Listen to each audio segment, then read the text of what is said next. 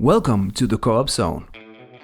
We will be reviewing A Way Out, a game the Co-op Zone played for several weeks, and you can watch the gameplay videos on our channel. But now, let's get into the review. In this video, we'll be going through some quick info, the storyline, the graphics, the good and the bad co-op features, and finally give our rating. That should do it. When we read that the game was created by Hazelight Studios, the team that brought us the great co-op games It Takes Two and Brothers, we couldn't wait to dig into A Way Out. The game came out in March 2018 and is a mandatory two-player only game. You can argue if this is a good or a bad thing, but we will get back to that later in this video. A Way Out is not available to play across platforms and is only available on PS4, Xbox One and PC. The game is played as a split-screen co-op campaign and can you play with your friend online or together on the couch. The game takes between 6 and 8 hours to finish, and could you finish the game in one long sitting? As the game came out 4 years ago, you can now get it on offer for only £10. Set in the 1970s, this Prison Break meets Uncharted game feels a lot like you're watching a movie, with several cutscenes to watch. The main characters are Vincent and Leo, both sent to prison for various crimes. You and your friend have to pick between the two. Leo is more violent, takes action and thinks later, while Vincent prefers to think about the options to get through the obstacles the safest way. They both have a common enemy called Harvey. No, not him. Or him. Yeah, that's the one. And do they have to escape the prison and other scenarios in order to get their man? The dialogues are great with amazing voice acting, and do the NPCs react differently to whom of you they talk to? Yeah, I agree. Listen to him. Not only that, but throughout the game there will be two different ways to get through the missions, either Leo's or Vincent's way, and because of this, the game has also two different endings. You can tell from the creator Joseph Fares, who comes from a filmmaking background, that the graphics are made to create a cinematic feel.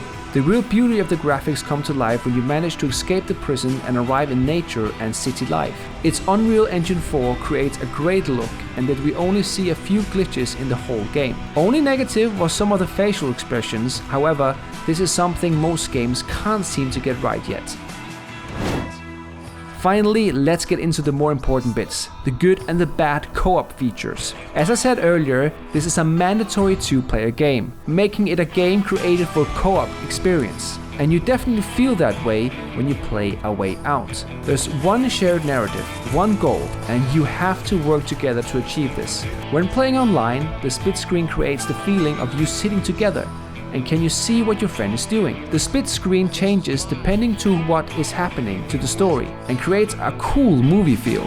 If you need a break from the main story, you and your friend can stop at each checkpoint and find various mini games to play, from arm wrestling, darts, basketball, playing the banjo, and many more. I'm a fucking pro, man. Watch me. The minigames are endless and a fun little addition to the co-op feel. But the co-op storyline gameplay is where the game really comes to life, demanding action-packed teamwork, from climbing a wall back to back, escaping a police chase, or my favorite, the amazing choreographed and one-shot hospital escape scene.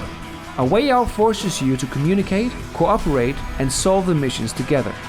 So, are there any bad co-op features? Well, no game is perfect, and neither is A Way Out. The split screen also has its bad sides, as the feeling of being forced to be part of what my friend is doing can sometimes annoy you. You are semi-free to roam around by yourself, but you're also constrained to your friend's actions. The split screen will change no matter what when your friend is interacting with the main story, even though I had fun doing pull-ups in the prison courtyard by myself.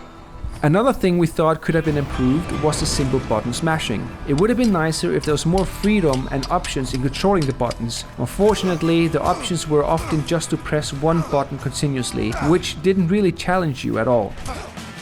Having said that, this game is an overall great experience, and despite some flaws, you realize the split screen and mandatory two-player campaign couldn't have worked better in any other way. The great journey of the two characters and their growing partnership is a joy to be part of. The interaction between the storytelling and split screen is like nothing you can see in any other games. And despite some simple controls and a semi-constrained campaign, the different outcomes of the game depending on decisions your characters take and the way the game forces you to work as a team, it is not far off calling A Way Out a near to perfect co-op game. We give A Way Out 4 out of 5 co-op stars. This was a good game to play with your mates.